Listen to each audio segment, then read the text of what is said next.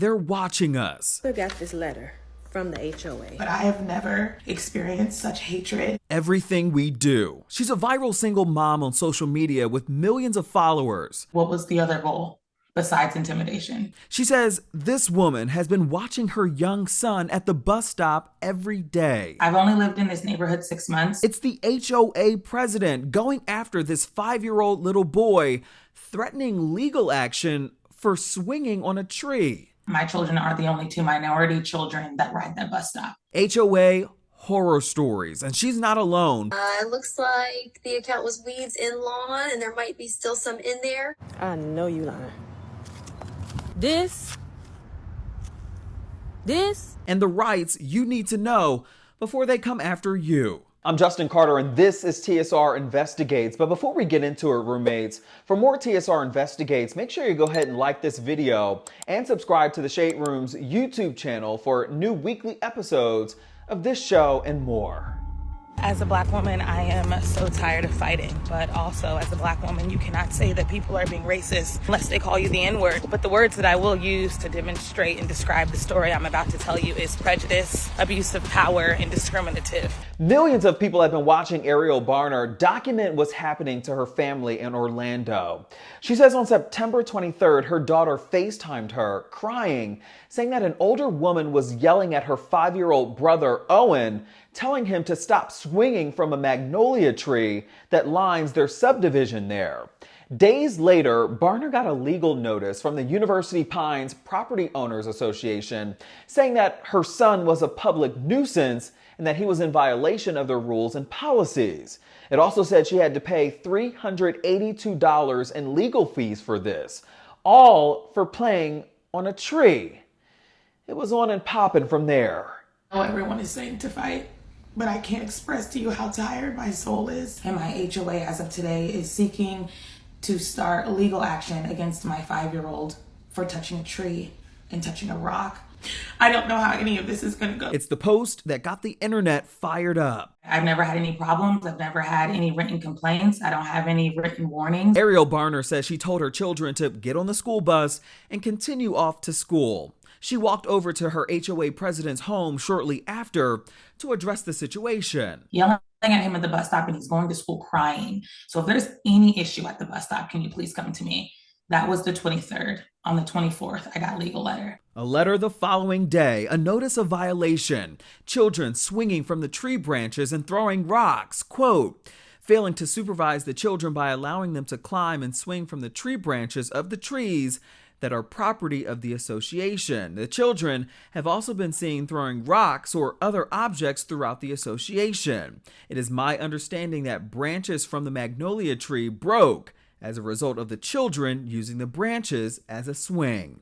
It goes on to cite the specific article and section of the bylaws, quote, no noxious or offensive activity shall be conducted or permitted to exist upon any lot that may or may become an annoyance or private or public nuisance. This is a section of the HOA that's usually set aside for noise ordinance. Being obnoxious or being a bother to the public or society is usually for, like, you throw a big party and you have you're taking up a lot of the street with parking with your friends and other people can't get through. Loud music past certain hours because it's disturbing to the next household if they're trying to go to sleep. A public nuisance or a nonsense complaint in an HOA has never been used against a human individually as a child. Touching a tree, or she said touching a rock. And worse, she had to reply in writing that it would not happen in the future, and she had to pay $382.16 in legal fees for the costs incurred for the incident. And I need to pay $382.16 to the HOA's attorney. And then it says if I fail to comply, the association does not want to, but they are intending to use vigorous action to have the laws of the governing body abided by. Has there been any communication with her after? She was very, that I even said, please do not speak to my children anymore after today. Only speak to me. She was very caught off guard by that statement, and I never heard from her again. We called the Shipwash law firm and got no response, but Fox 35 News, the Fox affiliate in Orlando, they got a response when they showed up. The HOA president refused to open the door or leave a statement.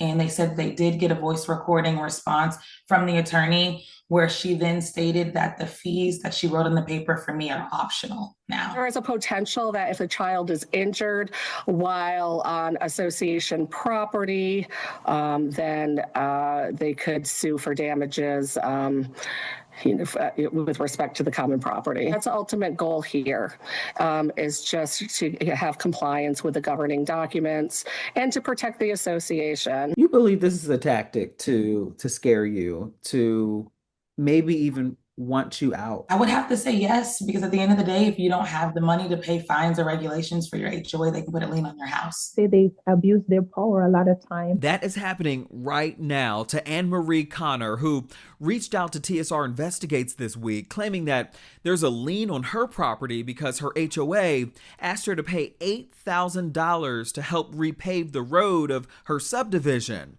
But the problem is, she says her home isn't even in the subdivision. It sits outside of the gated community, right outside of Atlanta in Stonecrest, Georgia.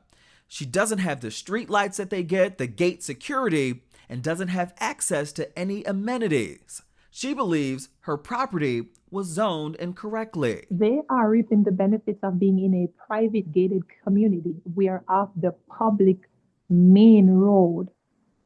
And here they are trying to force us to pay dues for services that we're not receiving. And this woman on TikTok, My mother got this letter from the HOA of a weed in the front lawn violation. There is a picture of said weed, okay? And the letter says she'll be getting a fine of $100 and she's required to attend a hearing on Tuesday, December 5th via Zoom. So we got rid of them the day we got the letter, so there should not be any there. Okay, it looks like the drive from yesterday, just for the follow-up, that there were some just a little bit by the entrance, kind of by walking up to the walkway of the front of the house. There's still some weeds leading up to the driveway. Good. I know you lying.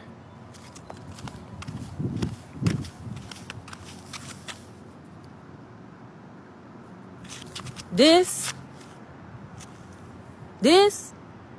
in a fight with her mother's HOA a few years ago over a weed in their driveway. One weed. Now, your rights as a homeowner, it depends on a number of factors. The state law where you live, the HOA's specific set of rules and bylaws, and how they execute their authority. But homeowners, again, you have rights, from demanding transparency and fair treatment to challenging illegal rules or fines.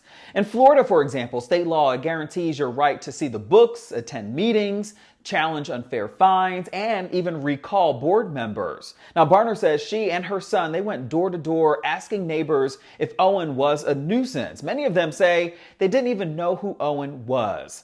She says right now she's weighing her legal options and plans to join the board of her HOA as well. For TSR Investigates, I'm Justin Carter.